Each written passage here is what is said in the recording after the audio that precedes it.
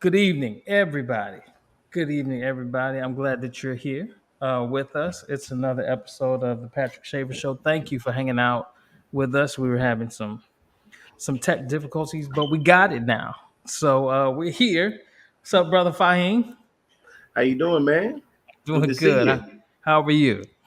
Hey, man, I'm doing fine, man. I'm doing great. Thanks for having me on the show, man. Yeah, haven't seen you in a long time, man. Glad we can Right, catch up. been a few hours, I think, and I'm trying to. I'm looking at you're smiling. Your smile looks better than mine on film. Well, it's just the Yeah, camera. That's I all. think you got some lighting going on over there. I don't know That's what all. about, but it's cool. All right. So, good evening, everybody. I'm glad that you're here. Thank you for always rocking with us. Thank you for always sharing the the feed, the podcast. I do appreciate it. Um, when I first started this podcast, there were some people that I wanted to talk to, and we were going to talk about love, and we were going to talk about that stuff. But then there were just some people that I wanted to have a conversation with, and our guest today is one of those people. Um, I met him when I was 15 years old. That's funny. I met him. I was 15 years old, and the way I met him was my best friend Jamie. I had this guy, this older guy on 83rd, cut my hair, and Jamie be looking at me like, "Nigga, you can't. You gotta come see my guy. He'll hook you up." And I resisted for a long time because it was you know the guy, Yeah. older guy, a very nice guy or whatever. But and when one day he said, "Come on, man, you got to go," and I went, and that was the first time I met him. I was a sophomore in high school, and um, Wow. from that day on, that began our relationship, and it's 30 something years later. Wow. That felt funny. I know. You know. I know. Whoa. Okay. 30 something years Wow. later, we're both still here.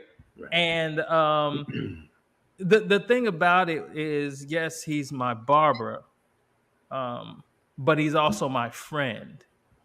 Yeah. And we'll talk about this along the way when we actually became friends, or was there ever a moment we became friends. But you have someone in your life for so long. When I met you, and when I met this young man, um, he was in his early 20s, and he was like a rock star to us.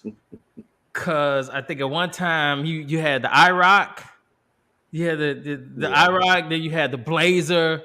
He had Yeah. always had the coolest cars, and he was just the guy. Like he was Oh the guy you wanted to be like. He was cool and all the like. And he since then has like gotten married. His daughters have graduated college. He has a granddaughter, and like all of this life happened between meeting you one day, man. um, then and when I was a teenager, and now. And so I'm glad now we get a chance to catch up. He's not just my barber. He's a political activist. Um, he's an educator, whether he will admit it or not. He's a husband. He's a father. He's a grandfather. Um, he's a musical artist. I know where you're I'm going. talking about a pioneer in hip hop in Chicago, Oh which man. we go actually talk about. Like this guy, he's a big deal. Oh Like man. he's always been a big deal, and I'm glad to have him here. I am glad to know him, and this is his first time on the pod. Welcome everybody, the Dream, Hey, Faheem Shabazz.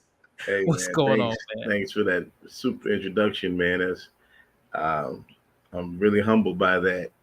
That quick that quick look back into history about how we met and build on up to today. And Yeah, secretly, you don't know I've looked up to you for a long time. I watched your moves and watched how you have grown into a man, and an adult. And it's awesome watching you and Jamie, uh, and the relationship you guys have. And I'm just happy to be a part of that little trio from when we're all in the shop It is a doing our trio. thing and talking our the facts and statistics.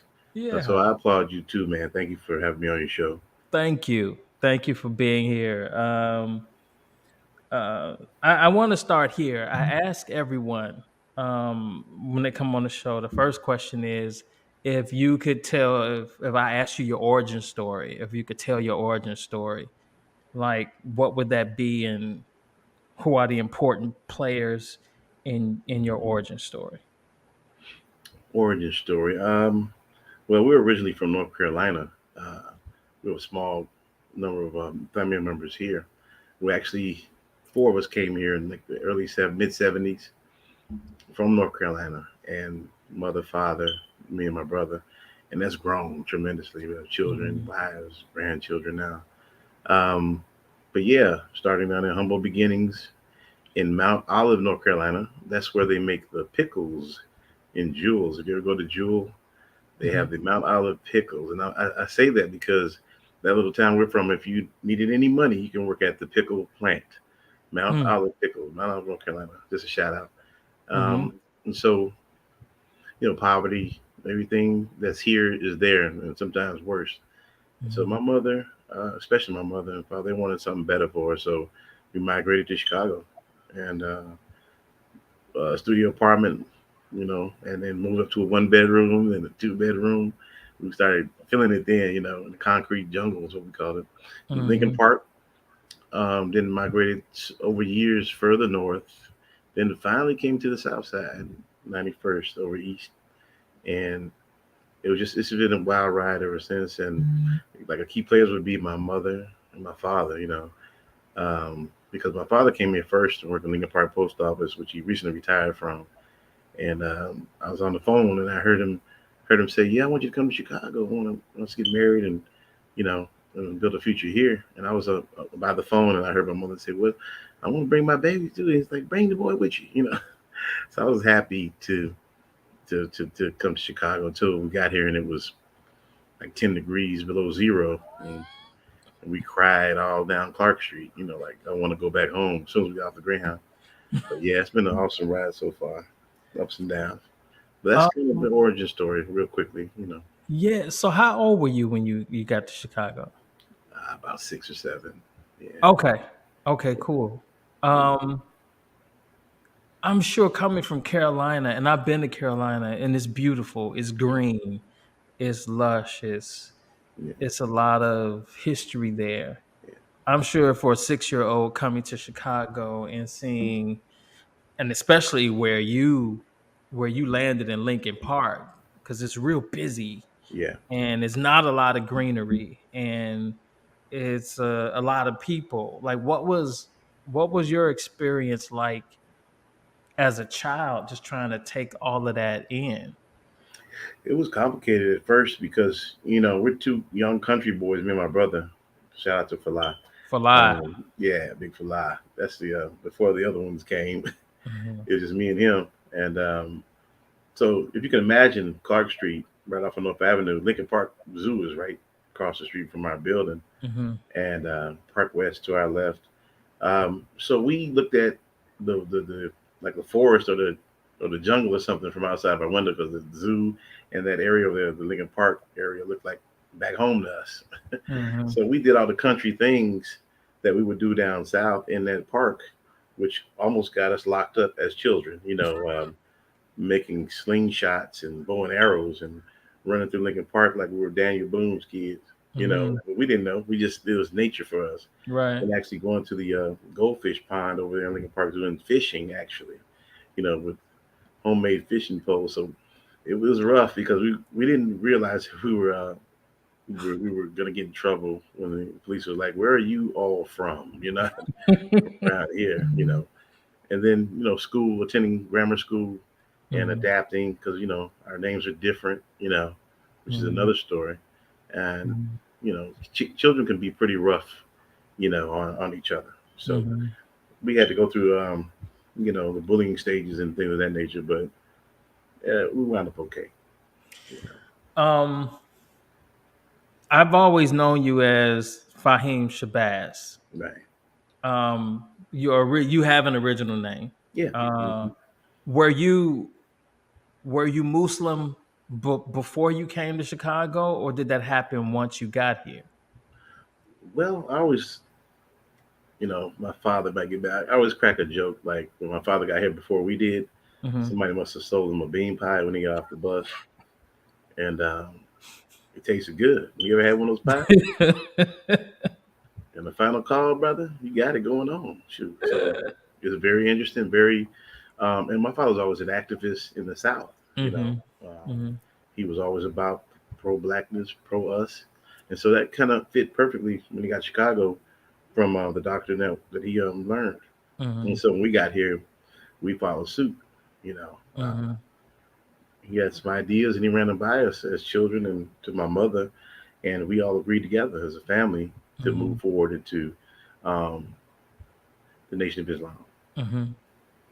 Um, and I'm thinking when you got here, the Honorable Elijah Muhammad had just passed away. I think he passed like at Yeah, 71, 72, something like yeah. that. So you came here a little bit after that.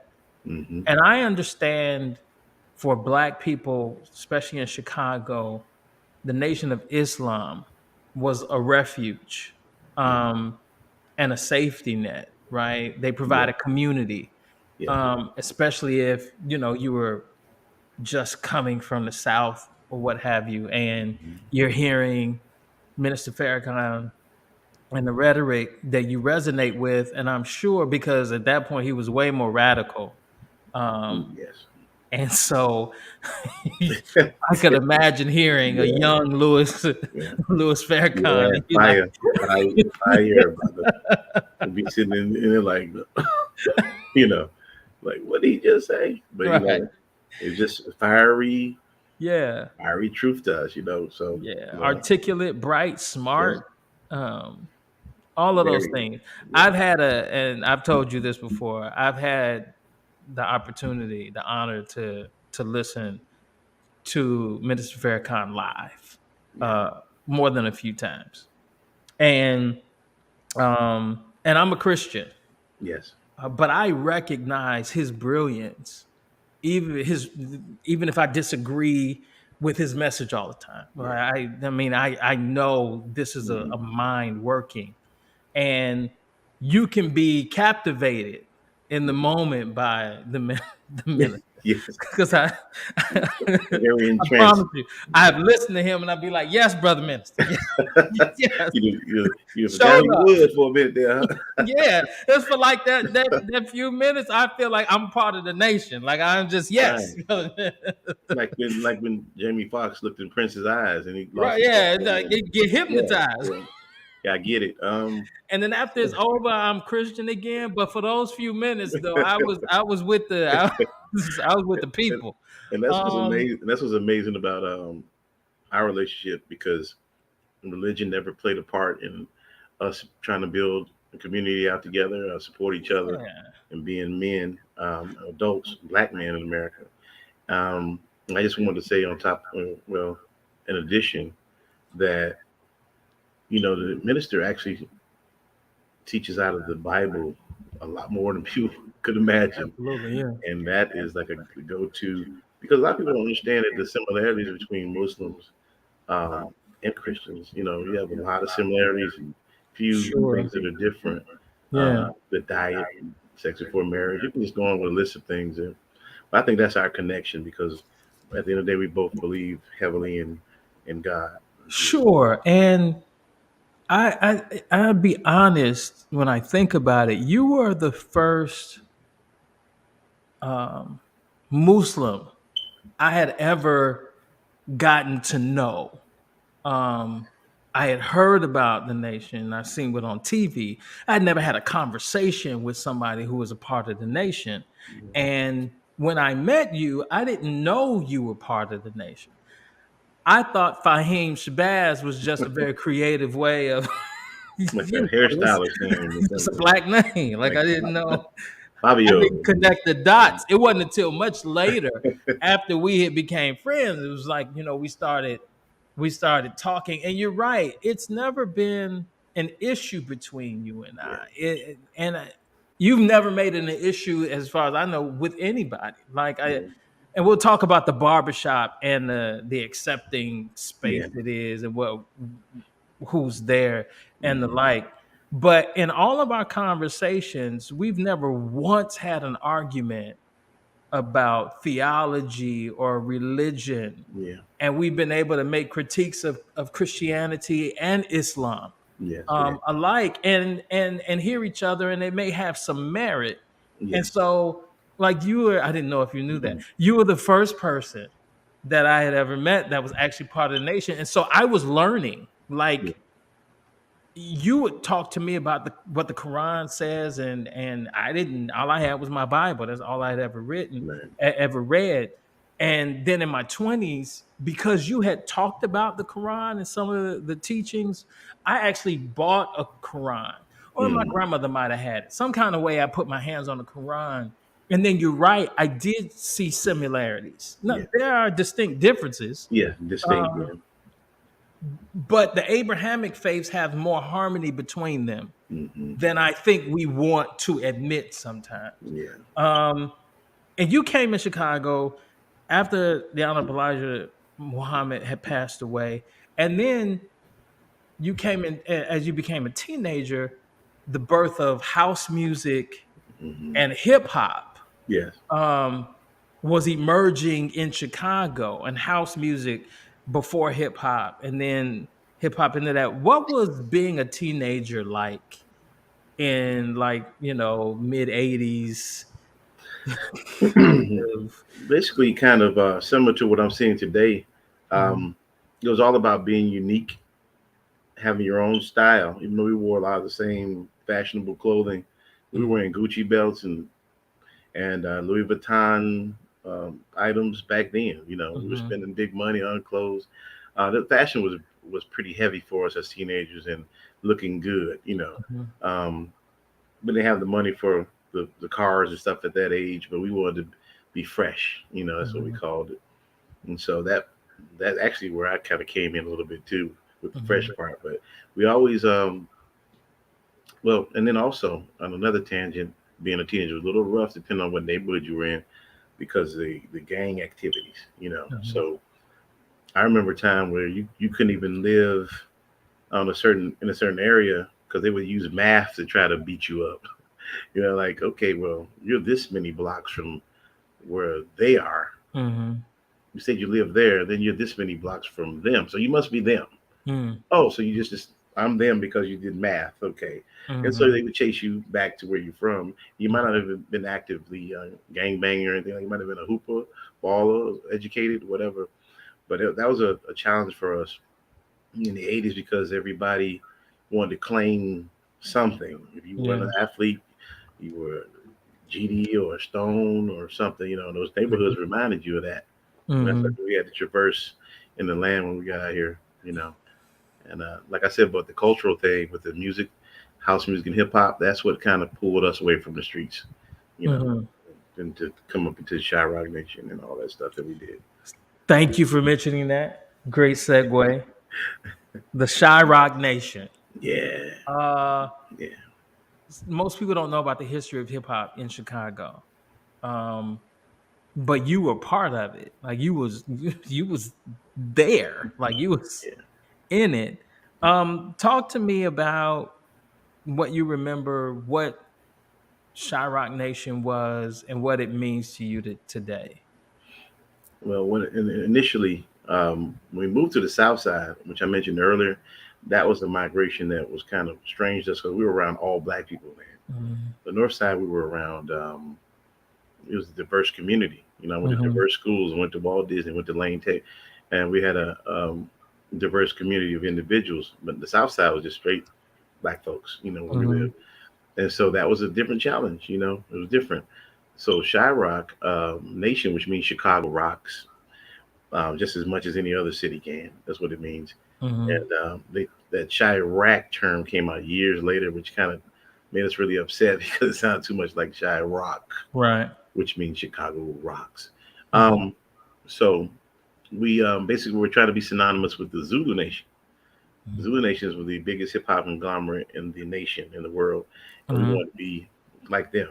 So we had a hand symbol like them. But our reasoning for starting this hip hop movement was to remove ourselves from the gang activity. So half of our crew went gang bang, the other half went to Mm-hmm. Shyrock, and it grew pretty fast and big. Mm-hmm. And so there's an acronym to it that's changed over the years, but basically it was a relief from gang activity and Mm-hmm. going to jail through the arts. Um, the arts meaning you have rapping, you have graffiti, you have b-boy and breakdance and stuff of that nature. So, but they all tie back into the actual regular arts. Mm-hmm. And Mm-hmm. that's what kind of saved a lot of us through hip hop culture. And Mm-hmm. today is still very important. The hip hop culture has been used kind of in a negative way now. Because when you said hip hop back in the '80s, everybody was like, okay, that conscious music, the good stuff, the guys rapping. Now, when you Right. hear the term hip hop, you kind of think about shootings and Mm-hmm. gangbang and Mm-hmm. stuff that we were trying to avoid in the first place, which Right. is kind of oxymoron. But it's still important. That's why, but it's being used the wrong way now. The Mm-hmm. actual terminology of it.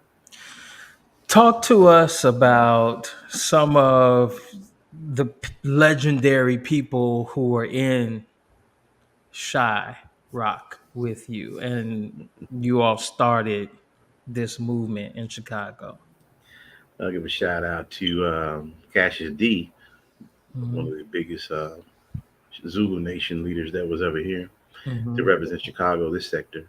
My Shyrock brothers, Pac Man, that's Philip Swint, Sub Rock, um, myself, my brother Falah, which you call Fila, Mm-hmm. um, Danny T, God rest his soul.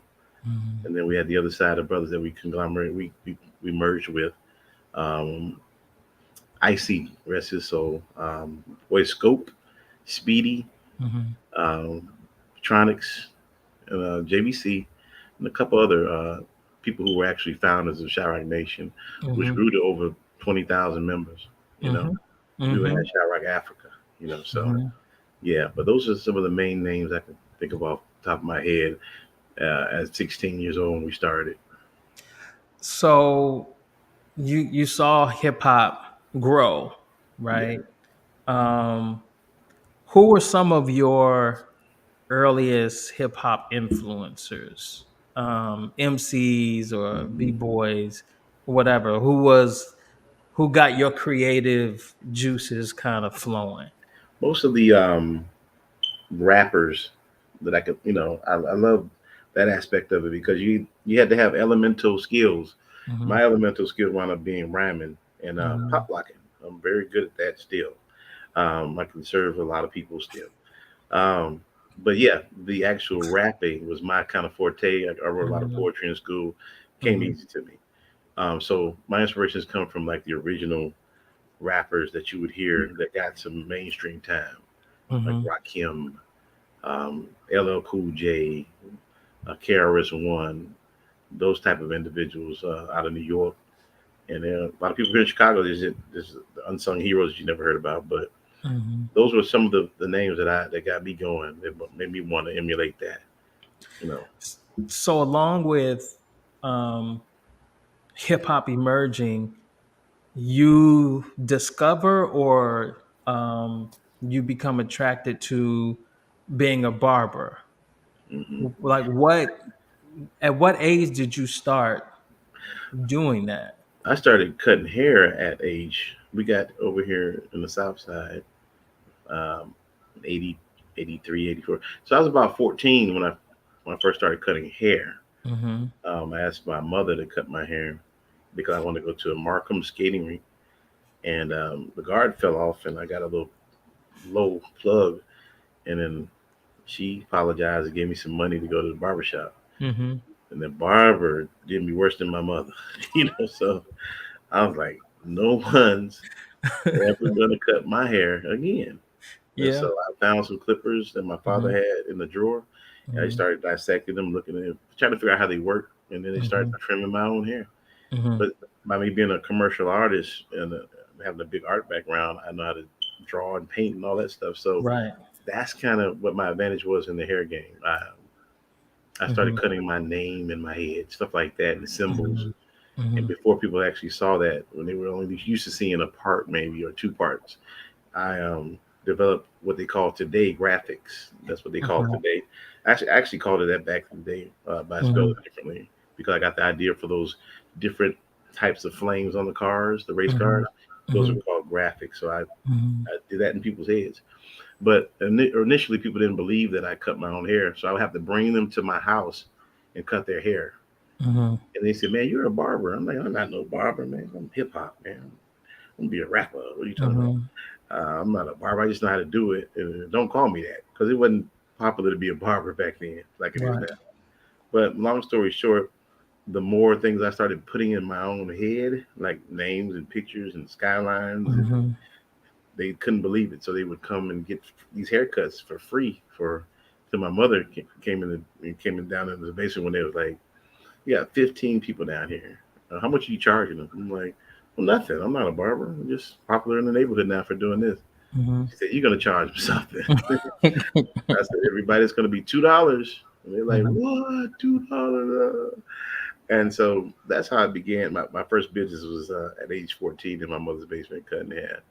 You know, I like that you draw the correlation to what was happening in hip hop and the creativity of that to what you were doing in styling your own hair. Because if we go back and look at the styles and the haircuts from that era, yeah, it had a lot of the head, the hmm, haircut right, was hip hop. Like it was a part of your outfit. right, It was an extension of your expression, especially for Black people. Our hair have always been an extension of our story and our culture. right, But in that moment, you are actually setting trends hmm, that would reverberate till I met you in 90, 91, and right, you had already been into, I remember dudes, you cutting symbols hmm, and fire and just stuff, crazy stuff in their hair. And I right, was too scared to do it. Plus, my parents wouldn't, they weren't gonna let me right. come Yeah, home. that was a no no. That was a no no for you guys. Not too Yeah, wild. I always wanted. That's the coolest thing ever. And by the Right. time I met you, if I'm 15, you're 21. I Somewhere think around there, it's, yeah. yeah, 2021. So you have been doing it for Yeah, 7 years. right. And apparently you were horribly good at it because when I came to Just Jam, shout out to Just Jam, Just Inglewood, jam. That's that's where right. that's where we was. Um, it's not like now. Like most people who know me know that I have a set time to go to the barbershop. Right. They Right. know what time I go to the barbershop. Back then it wasn't like that. You didn't have appointments. Yeah. I think you would get there at 9, Right. 9:30. And if you just had somebody start a list, Right. I'll leave a list out there. and there would be like 15 guys waiting for you at 9 o'clock in the morning Right. and would sit Yeah. there till we, what We we got had to to. do because you were just that good. When did you know that you were that good? Um, when I didn't have any time for myself anymore. Hmm. When I didn't have time to do anything but cut hair all day and night, Hmm. just making money as a young fella. And then my name started growing pretty big because when I go places, people like Faheem the barber. So it got kind of synonymous with Hmm. hair. Hmm. That's when I knew something was cooking. Like Hmm. maybe I should do this for real. Because Hmm. I was been the person that had the quote that if whatever you can do, do it the best. If you can Hmm. flip a burger really good, be the best burger flipper you can. Hmm. If you can build some stairs, be the best carpenter you can. So I said I'm gonna be the best barber I can. You know, Hmm. but I had to go to school. I had never been taught by anyone, Yeah. so I had to amass all these people and all this attention without going to barber college. Yeah. And a couple of brothers in the nation, you know how the nation was. You said it was radical. back in the day. They Mhm. said, "Man, you don't need that license, brother. You know, what I'm saying? That's your natural skill." Mhm. And as soon as I got caught cutting without a license, they said, "Brother, maybe you need to go to school."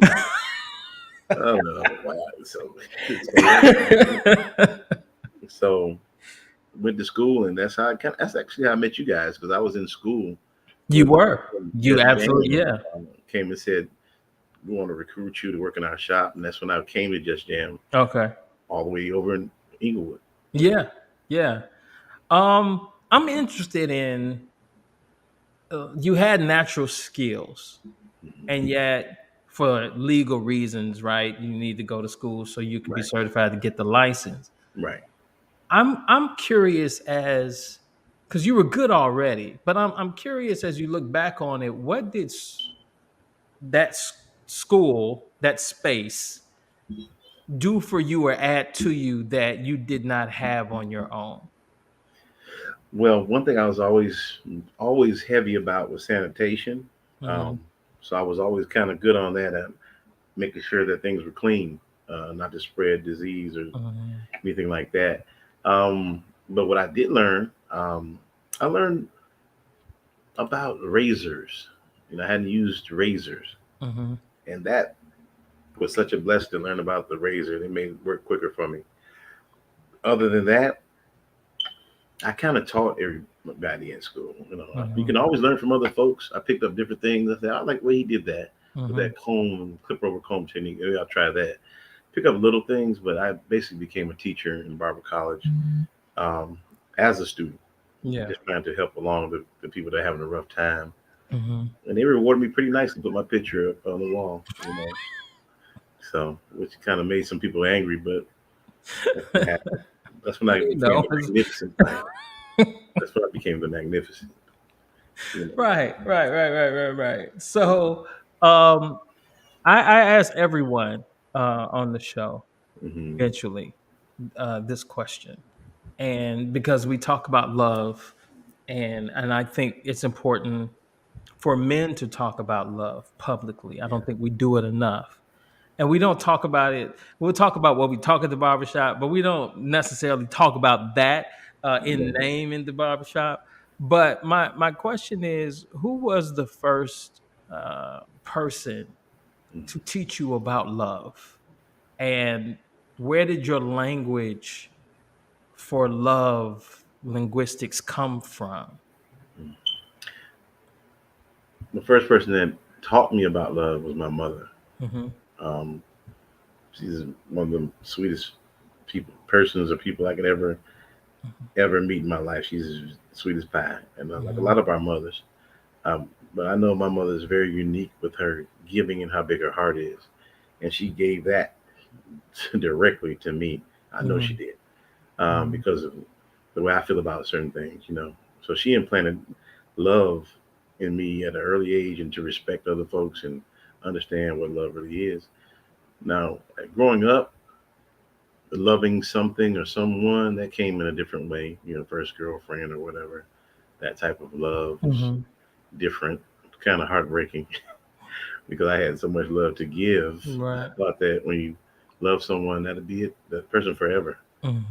So that's how the mindset I had as a kid trying to Hmm. fall in love.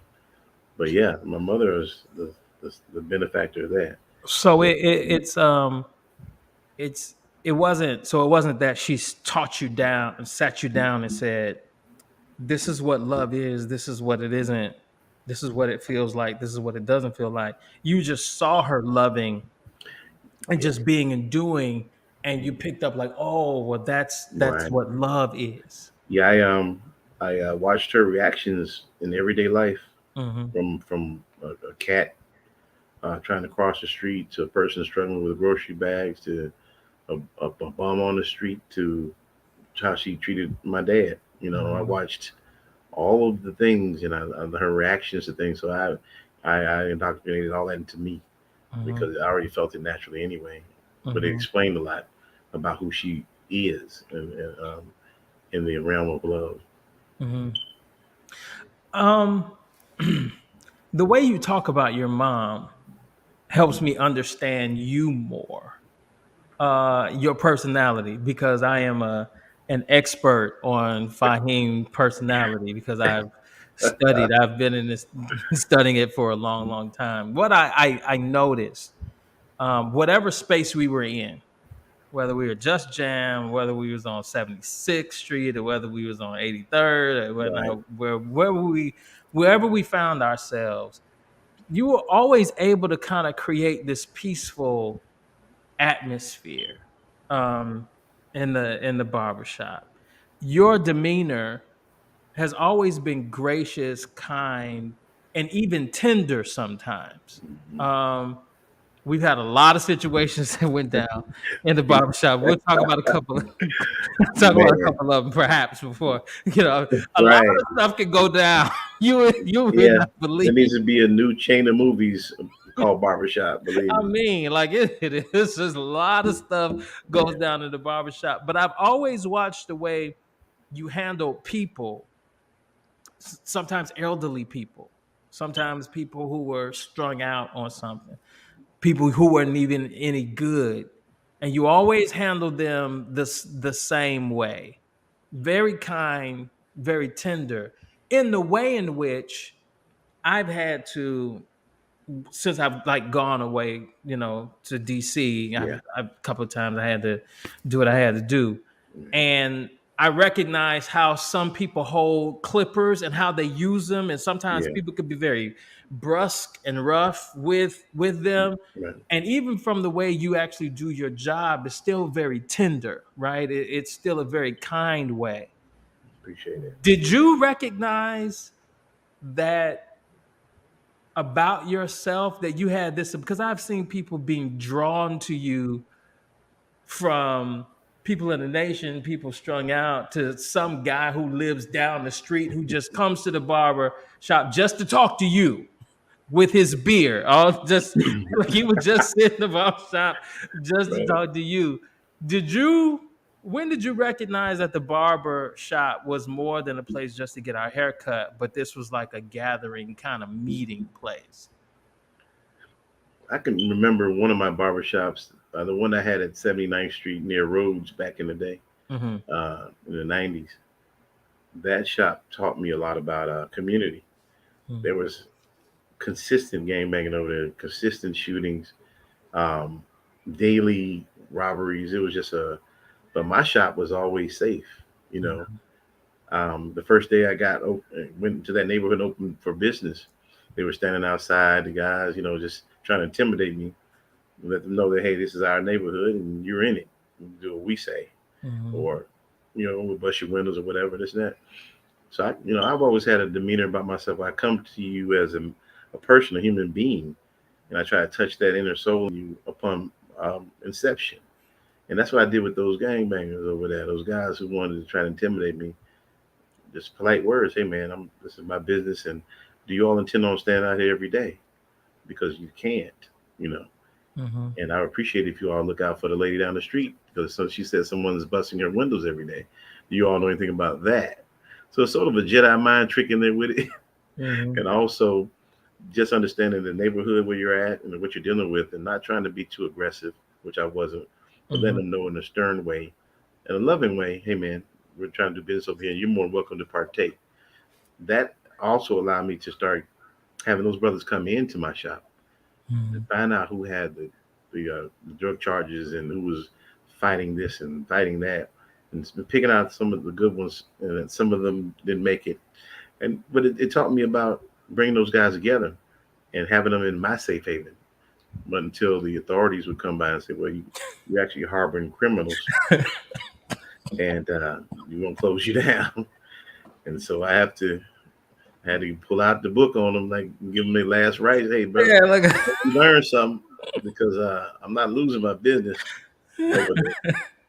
So good luck to each and every one of you, but you can't come in unless you're getting a haircut. yeah, You know, it's sadly, but the other way, I didn't yeah. abandon them. It's just that I had to make a decision with that particular business Mm-hmm. for my livelihood, and I hope that they learned the lessons. And a handful of them did. A handful of those guys still today are Mm-hmm. doing well, and they learned a few things, that caused them to get on the better path. I one of the things that I've always marveled about is there would be people in our barbershop. Sometimes I would know them, sometimes I wouldn't. Yeah. Um, let's talk about Bo for a minute because I Oh, think man. Yeah. Bo is kind of a symbol for a lot of people I've met. Bo Yeah. was a guy popped up at the barbershop one day. Of course, he was Fi's friend. He was one of the funniest, kindest, sweet men that you would ever want to meet. Yes. Like I didn't really ever see him, have a bad day. If the shop was a little heavy, he'd come in, just start singing, or he put some Yeah. music on and start dancing. I think I got a couple of videos because he was just that guy. And I'm like, and he would be in there, and then periodically he would grab um, a broom and a dustpan and start sweeping the shop, Hmm. or Fi, do you need something from the store? He was like, yeah, here, like, I need something from the store. Take this, give me this, da da da Hmm. da. And they'd be like running back and forth to the store. And over the course of our time together, I've seen about 4, 5, 6 bowls Yeah. periodically. First of all, where do you find these people? Right. and and apparently you figure out intuitively that this person needs a friend, or they need a little job or whatever, so I'm gonna find something for them to do around here and put a little change in Right. their pocket. Did you know, first of all, again, where do you find these people? And then second of all, thank you for finding Bo, because Right. Bo was a joy. Joy God, to have. God just pops in my lap. Yeah. I actually met Bo at a. I was actually interested in politics at the time when I met Mhm. him, and I met him at an NA meeting Mhm. that I attended to support another person because this big brother little brother program going on at a church in the neighborhood, Mhm. and so they said they wanted me to come by and be supportive of people who had narcotics issues. Mhm. And so I would go and sit on Thursdays down in that basement and let them hear their testimonies. And I saw him rocking back and forth one day. He's very bow-legged. Mhm. His name That's why we call him Bo. bow-legged. And he stood up and he was talking about how he was trying to change his life and he was struggling with drug usage and all that. And I saw him the next day at the shop, and he was sweeping up. I said, "You're the guy from the program." And we hit it off from there, man. Mhm. First he actually worked for me, and then we became friends. Mhm. And of course, in our community, especially, if you hang out with certain people, that's what you are. So I guess I was on drugs too because I was hanging with him. So that was one of the rumors. So Yeah. then why is Faheem, this barber guy, trying to run for this and that in politics, hanging with Bowleg, the Right. guy who robs Right. trains? And Yeah. so I was like, they didn't understand what our mission was. My mission was to get him off those drugs if I could Mhm. through God, and he was helping me out with things he didn't even understand that I Mhm. had. I was struggling with, not drugs or anything like that, but just some personal issues. And he was helping me by watching his addictions. It kind of taught me some things. Mhm. And unfortunately, man, he succumbed to the same thing that he was fighting. And Mhm. I just saw at his funeral and just people that came out of nowhere that loved that guy for just who he was. Good and the bad. He was one of the best guys I had met in a long time. He was one of the best guys I met, and it was very hurtful when Bo passed away, and the way he passed away. And I think were grieving in such a way because it was such a shock. Of course, I saw him last week, Right. and he's not here. But the thing about that though is that he wasn't the first friend that you had in that way who come Right. along that you lost to Yeah. that struggle. He wasn't the first, and he wasn't even the last. Yeah. Um, I'm interested in how you grieve, and do you just look at it like, well, you know, he just struggled and got a got a hold of some bad drugs, and it just was what it was. Or our young friend who passed away this year Yeah. from the same struggle. Do you shrug, or do you sit with that for a minute? Do you internalize Well, it, or do you just kind of you need to move on? um, God puts people into your life, and He gives you the ability, if you tune in, to understand them on a level, a spiritual level, Hmm. um, mental, everything. So at some point, I can almost tell when a person is going the wrong way that I've been kind of active with. I can almost tell like something's wrong, something's different. The connection that we're having is getting weak, and I'm not playing, man. Soon after something happens, Hmm. I can just feel that they. What was that movie when the guy was like the center, the circle of friends? It was some Hmm. movie that came out, Robert De Niro, Circle of Trust. Hmm. That's what he said on the movie. And when that circle of trust is gone, I tend to back up, and every time I backed up a little bit, and they go their way, it's like it's always a dead end road for a lot of Hmm. the brothers that I've dealt with. Hmm. There have been some success stories, but Yeah, yeah. you can feel it, man. You can feel when that connection is lost, and you can almost see people walking like on that plank, and Hmm. you just got to pray for them, you know.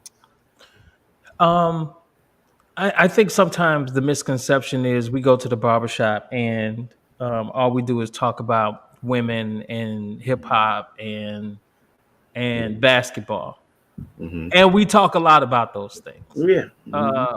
But when we experience loss in a barbershop, it's felt by everybody, right? And Yeah. so we're all grieving a loss, and we do talk about it. I don't know if we talk about it with each other in that space Right. as much as we should, because if anything, the barbershop is a transient space, Yes.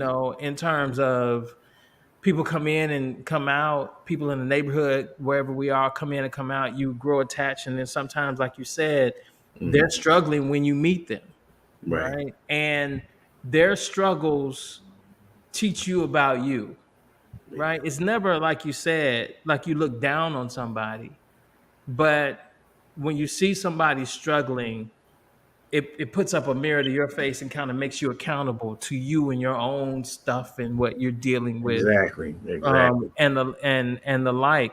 And we've seen it from drugs to we got a guy who may come in the barbershop with liquor, just a brown, just a brown bag all day. That's all he do is walk Right. back and forth, come in, sit down. Like they're reporting the work, you know.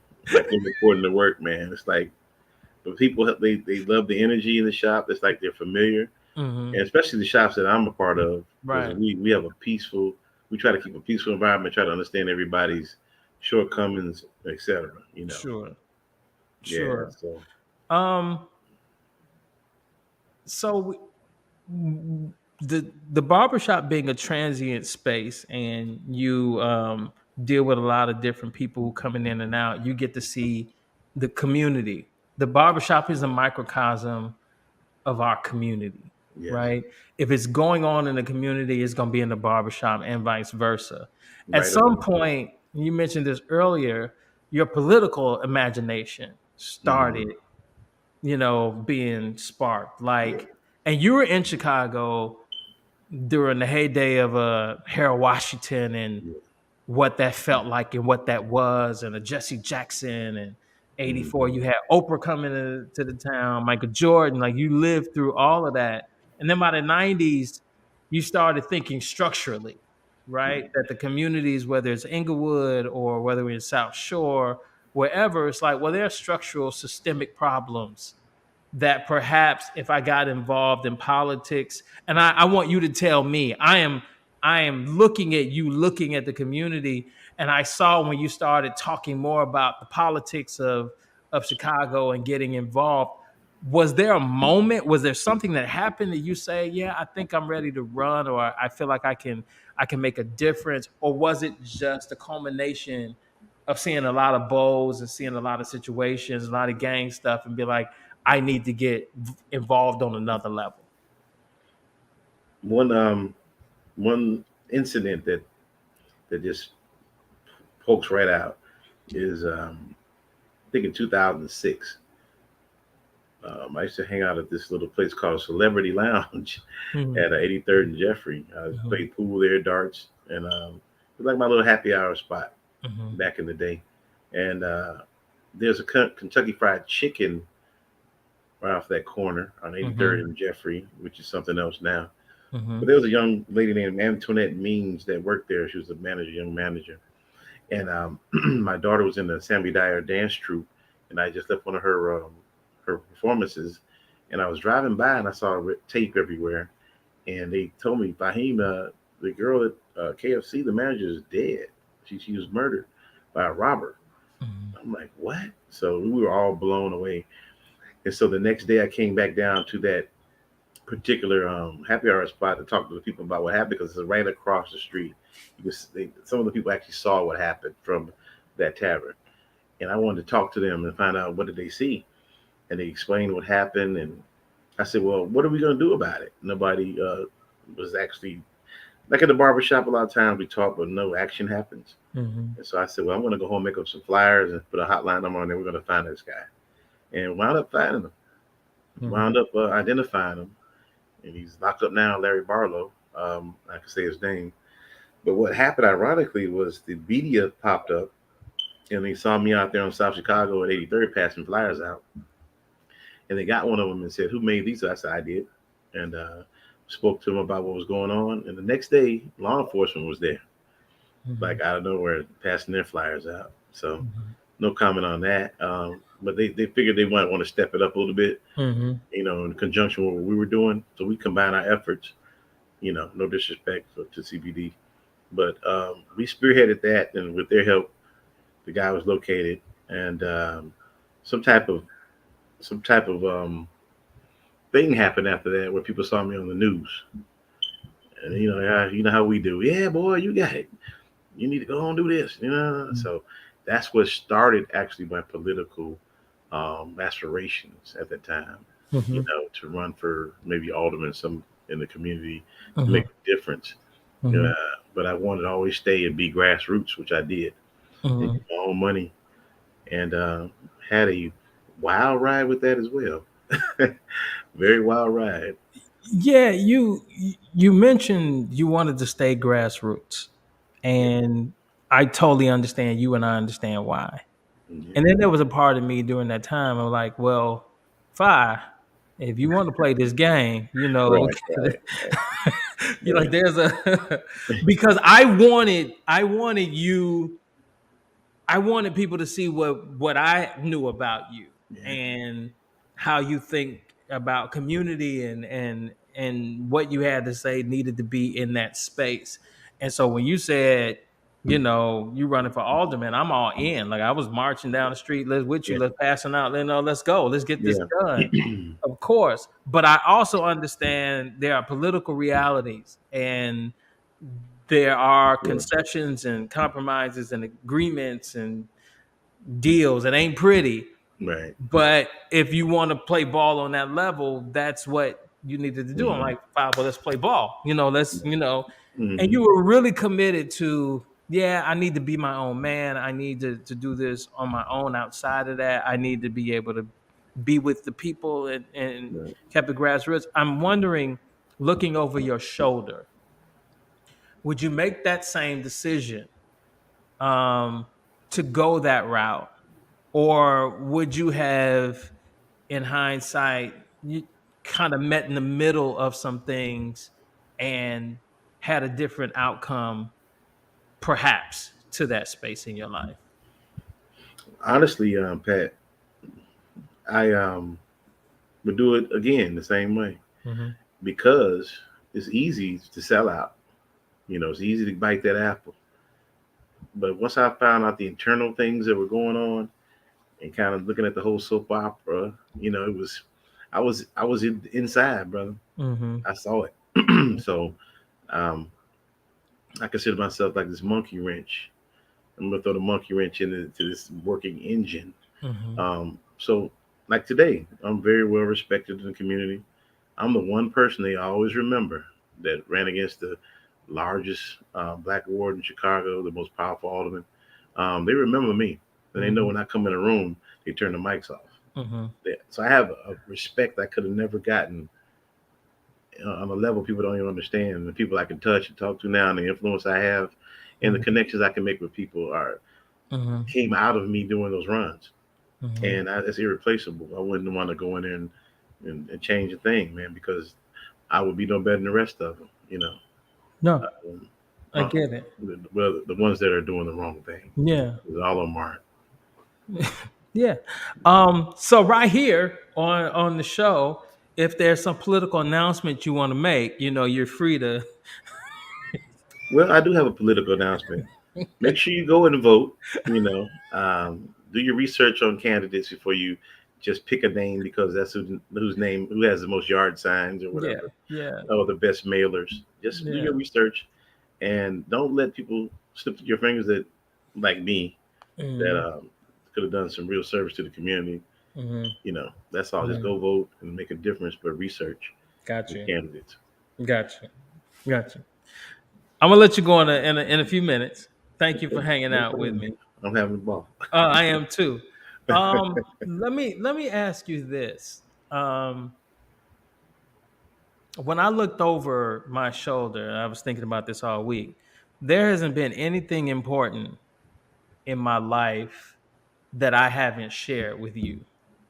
Um, highs, lows, good, bad, Yeah. victories, defeats. Yes, sir.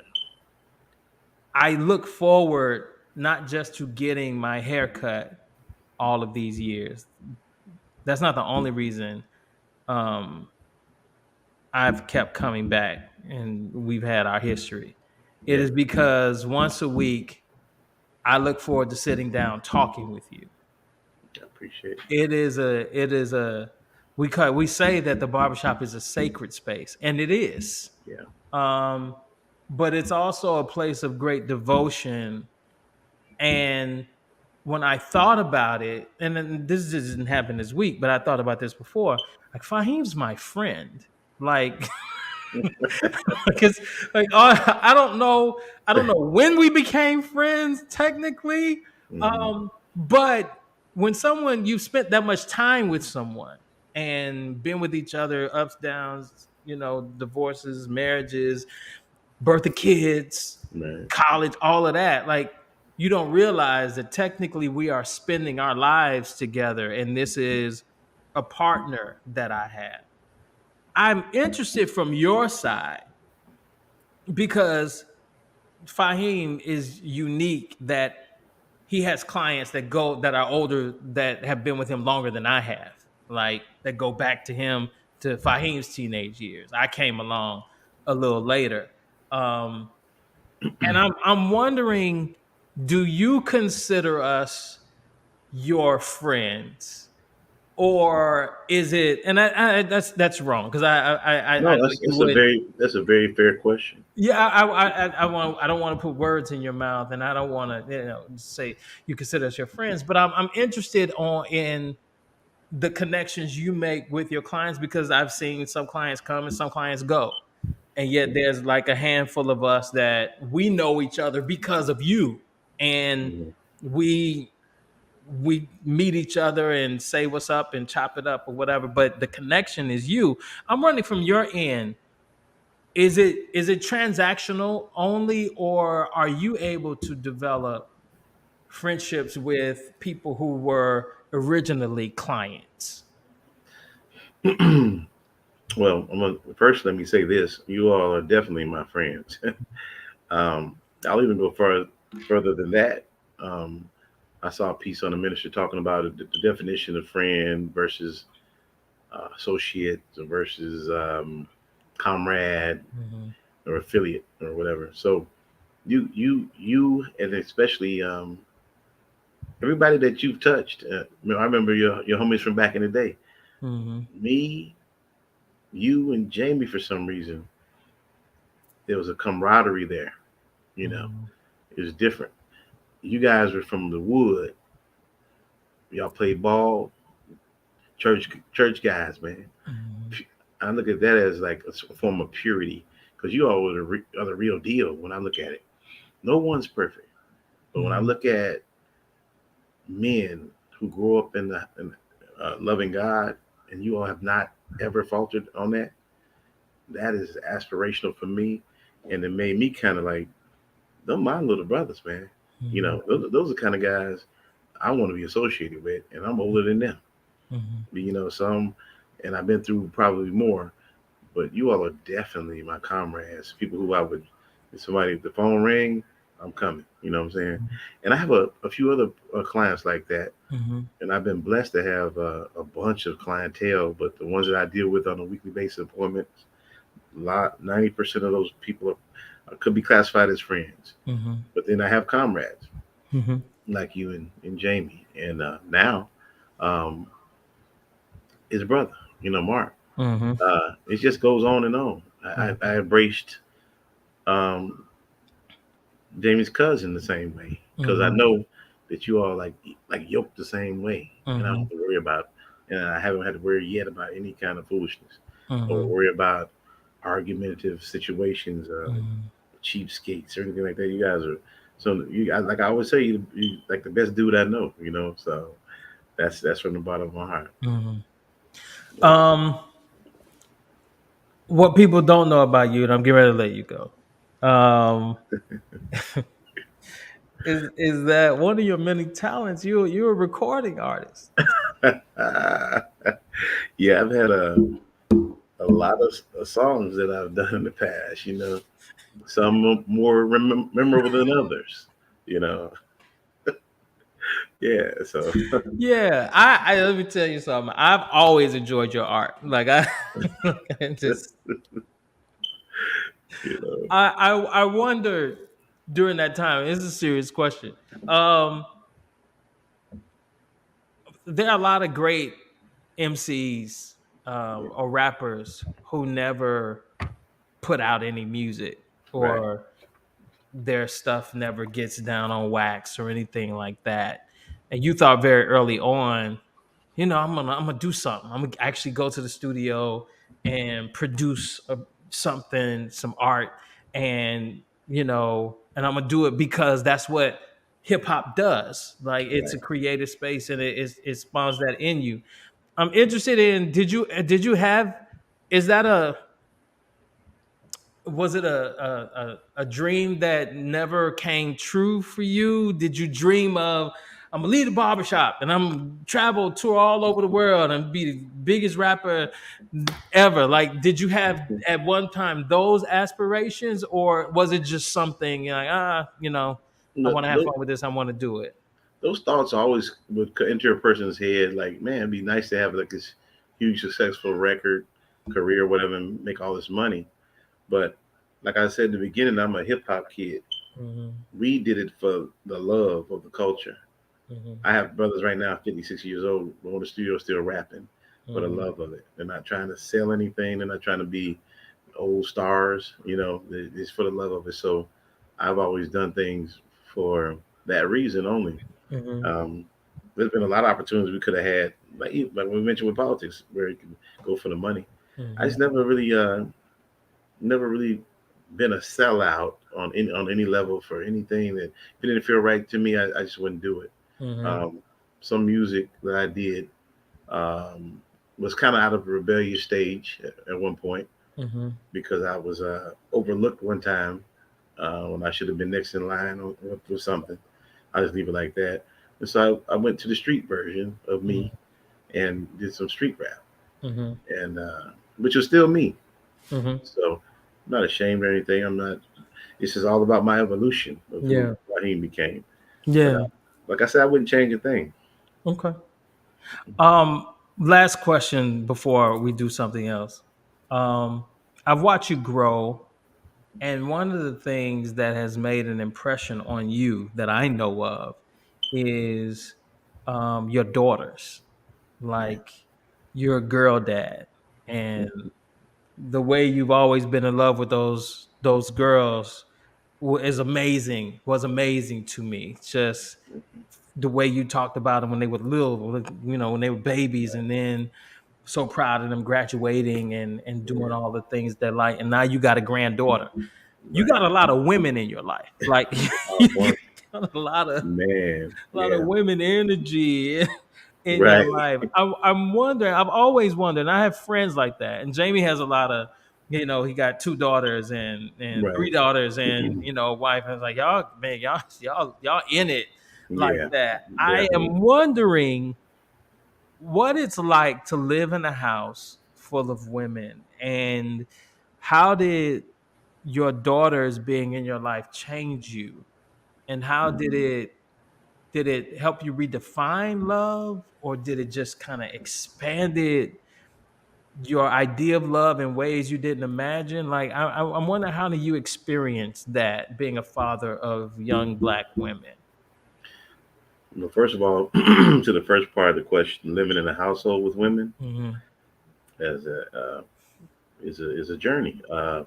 Aside from the stiletto toothbrush holders in the bathroom, all kind of high heel shoes on the shower curtain, the pink stuff all over the place. Mm-hmm. It's pretty cool. Mm-hmm. Mm-hmm. Um, I just have to adapt to stuff, because I I used to look at my daughters and think about girls that I had dated before, like they were little girls like this, Mm-hmm. you know. And I watched the challenges of my daughters growing up, just being little girls, and it gave me a whole new respect for women. Mm-hmm. Um, I always respected women. It was just it went deeper when I saw the Mm-hmm. things that women go through, just Mm-hmm. evolving and growing up, Mm-hmm. young girls to women. And Mm-hmm. I started looking at my wife differently, like Mm-hmm. wow, you know, because as men and young boys, we grew up kind of trying to outdo each other. It was like this Mm-hmm. some type of weird competition. We can get the phone numbers, we can get the attention, we can get the girls. Most girls are like them. That type of it's like a learned behavior. You know what I'm saying? 'Cause I Mm-hmm. don't think all of us start off like that. And then the games become prominent, and then even into adulthood. Mm-hmm. So my daughters taught me to reset everything, look at look at the women in different ways than I was originally. Mm-hmm. So they are a blessing. And now you got a granddaughter. Yes. What does that feel like? Oh man, that's amazing. She's something else. She's very smart. Mm-hmm. She's gonna have a birthday September 4th coming up. Mm-hmm. One year. Mm-hmm. Um, that's another reset. That's like Mm-hmm. now the things I missed with my daughters or I overlooked a little bit or didn't really pay attention to as much. I'm seeing it with my granddaughter now. It's like a whole new type of love, Mm-hmm. the deeper one. I love them all the same, but it's like this is like wow. I'm not going watching a movie, watching Right. her grow up. Like I don't remember that with my daughters. It, Right. it happened, but I just wasn't paying attention how a grandfather or grandmother would. Mhm. So I love where I'm at in life right now. Yeah, you're in a great space. I will say, like I told Jamie this, to live in a house with women like that, I know it's a blessing, and it's full of love, and you're probably overloved in a way. Like it's just a lot of Right. energy. But for you to do it as successfully as you have to have a superpower. And you and Jamie, I say y'all got superpowers because I don't. Yeah. I, Yeah. Yeah. I try to imagine myself in that. It's like, ooh, that's a Yeah, we're Marvel characters. We got to be that's like. why we go to the movies a lot to try to find out what we're supposed to be doing as superheroes. We always go watch the new Marvel movies. It's, Hey it's man, you've good done it. energy. You've done it well, man. You navigated them and helped them through college, and now they're off, doing great things. And what more can you ask for? You're a blessed man, and I'm blessed to know you. So, As me as well, man. thank Thank you you. for your friendship over these years and how you've been there for me and been wisdom for me, a lot. And I learned a lot from you because your role in the barbershop has been my role with the church. Sometimes you're managing stuff and from week to week, and it's a fluid situation, and you're doing the best you can. And so, um, and thank you for being consistent. Thank you that I don't have to. you know, I don't have to send out an APB to try to find my barber. You are always where you say you're going to be. You Oh have man, never been flaky. You've never let me down. right. You've never lied to me. Oh Um, man, and just as a man, I respect that and I honor that in you, and I appreciate your yeah. friendship. And so I love you very much. I don't know if I've ever said that to you, but Well, I I love you don't too, want to. man. You know that. You know I love you guys. I love you too. Yeah, yeah. And speaking of Mhm. that, got something right here. I don't know if you remember that. By there. Yeah, yeah. Yeah, That's you right. on the cover too. That's you on the cover. You did.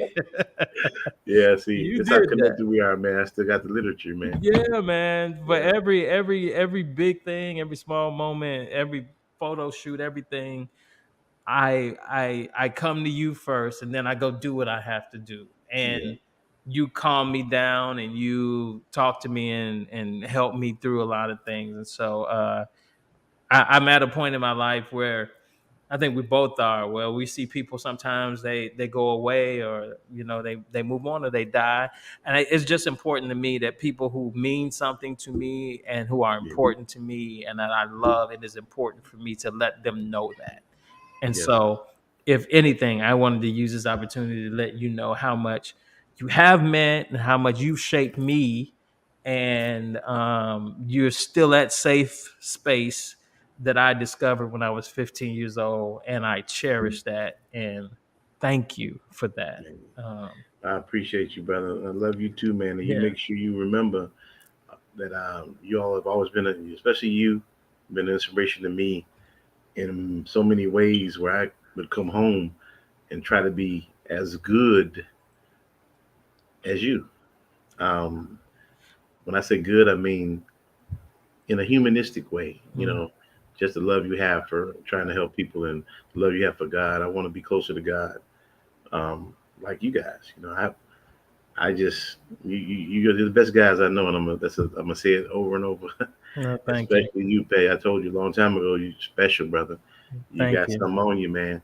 And we only seen the beginning of Yeah. you. Well, let's keep on going.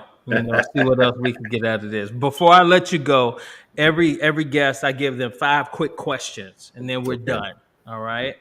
Um, First question: do you believe in love at first sight?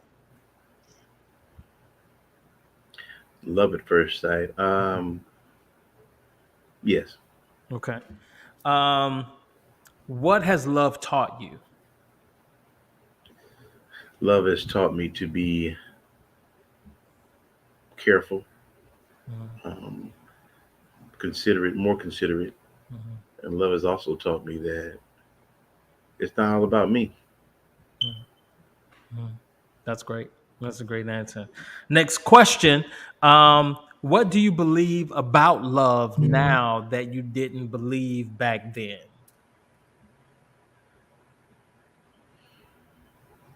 I believe it can end. Hmm. When I was younger, I thought it would never end. It's something that was always be there.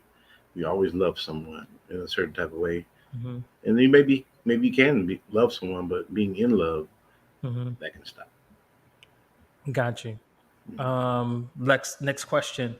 What makes a good lover to you? A person who's just pays attention to um, what is needed to make things work, other than just being involved in what you need. Hmm. Just communication, observance, Hmm. making sure that you have, if you have to ask questions, to Hmm. make sure that the person that you love, that you're doing the part that you can to make sure they're happy with who you are Hmm. and what you're doing for them. That's great. Last question. What brings you joy? Well, more obviously, family and loved ones.